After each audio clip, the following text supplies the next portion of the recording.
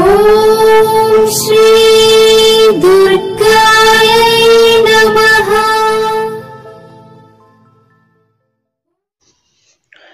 Hi friends, ఎలా ఉన్నారు friends? శ్రావణ మాసం మొదలైంది.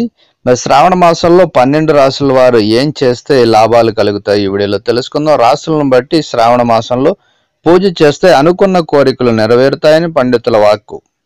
శ్రీ మహావిష్ణువు శ్రీ మహాలక్ష్మికే కాదు, శివునికి కూడా శ్రావణ మాసం అనేది ప్రీతికరం. అందుకే శ్రావణ మాసంలో భక్తితో కొలిచే వారికి పరమేశ్వరుడు వరాల వర్షం కురిపిస్తాడు.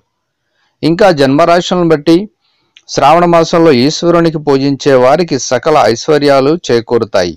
అందుకే 12 రాశుల వారు శ్రావణ మాసంలో ఆ శివుణ్ణి ఎలా పూజించాలో మరి పండితులు సూచిస్తున్నారు. అదేంటో మనం తెలుసుకుందాం. 12 రాశుల్లో మొదటిది మేషరాశి. మేషరాశిలో జన్మించిన జాతకులు శ్రావణ మాసంలో ఆ మహేశ్వరుణ్ణి, శ్రీలక్ష్మిని, మహావిష్ణువుని నిష్ఠతో పూజించాలి. ముఖ్యంగా మహేశ్వరునికి ఆవు పాలు, పెరుగుతో అభిషేకం చేయించాలి. ఉమ్మెత్తు పుష్పాలను సమర్పించి పూజించాలి. కర్పూర హారతిని అస్సలు మర్చిపోకూడదు. ఇక వృషభ రాశి వారు శ్రావణంలో శివలింగానికి ప్రదోష కాలంలో మాస శివరాత్రి పూట చెరుకు రసంతో అభిషేకం, మల్లె సువాసన గల అగరవత్తులను వెలిగించాలి. నైవేద్యంగా స్వీట్లు సమర్పించుకుని చివరిలో కర్పూర నీరాజనం ఇవ్వడం చేస్తే అభిష్టాలు నెరవేరుతాయట. ఇక పరమేశ్వరుడి నక్షత్రమైన ఆరుద్ర మిథున రాశికి చెందినవారు స్ఫటికలింగాన్ని పూజిస్తే ఆటంకాలు తొలగిపోతాయి. ఇది అందుబాటులో లేకపోతే ఏదైనా లింగానికి చందనం, కుంకుమతో పూజ చేస్తే ఫలితం ఉంటుంది. ఇక కర్కాటక రాశి ఏం చేయాలంటే చందనంతో శివుడిని అభిషేకించాలి. పూర్తిగా గోధుమ పిండితో చేసిన చపాతీలు, రేగుపండ్లు నైవేద్యంగా సమర్పించుకుంటే మీకుండే బాధలు తొలగిపోతాయి. ఇక ఆ సకల సంతోషాలు కూడా చేకూరుతాయి. ఇక సింహరాశి జాతకులు పండ్ల రసానికి నీరు, చక్కెర కలిపి శివలింగానికి అభిషేకం చేయించడం ద్వారా ఉత్తమ ఫలితాలను పొందవచ్చు.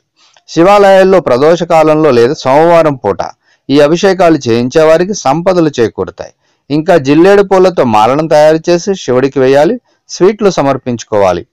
ఇక కన్యరాశి జాతకులు శ్రావణ మాసంలో రేగుపండ్లు, జిల్లేడు పువ్వులు, మారేడు దళాలతో శివుడిని పూజించడం ద్వారా అష్టైశ్వర్యాలు చేకూరుతాయి. ముఖ్యంగా కర్పూరాన్ని నీటితో కలిపి శివలింగానికి అభిషేకం చేయడం ద్వారా ఆర్థిక ఇబ్బందులు ఉండవు. తులారాశి వారు బిల్వపత్రాలు, మల్లెలు, గులాబీ, చందనం, బియ్యం నీటిలో కలిపి లింగానికి అభిషేకం చేయాలి. ఇక వృశ్చిక రాశి జాతకులు అయితే స్వచ్ఛమైన జలంతో లింగాన్ని శుద్ధి చేసి వెన్న లేదా ఆవ నెయ్యిలో తేనె కలిపి అభిషేకించాలి. ఆ తర్వాత మళ్ళీ నీటితో శుద్ధి చేసి హారతి వెలిగించాలి. ధనుసు రాశి జాతకులు శ్రావణ మాసంలో ఎండు ఫలాలను నైవేద్యంగా సమర్పించడం ద్వారా సర్వశుభాలు చేకూరితే గులాబీలు, బిల్వపత్రాలతో ఈ రాశి వారు అభిషేకం చేస్తే చాలా శుభం జరుగుతుంది. ఇక మకర రాశి జాతకులు పాలతో శివలింగానికి అభిషేకం చేయించి గోధుమలతో శివలింగాన్ని కప్పి పూజించాలి. అలాగే వీటిని దానం చేస్తే అన్ని సమస్యలు, ఆటంకాలు తొలగిపోతాయి. ఇక కుంభరాశి జాతకులు తెలుపు, నల్ల నువ్వులను కలిపి శివలింగంపై వేయాలి. నీటితో లింగాన్ని శుద్ధి చేసి నువ్వులతో అభిషేకం చేయాలి. ఇలా చేస్తే సర్వ అభిష్టాలు నెరవేరుతాయి. ఇక మీనరాశి వారైతే శివలింగానికి పన్నీరుతో అభిషేకం చేయించడం ద్వారా కోరుకున్న కోరికలను నెరవేర్చుకోవచ్చు.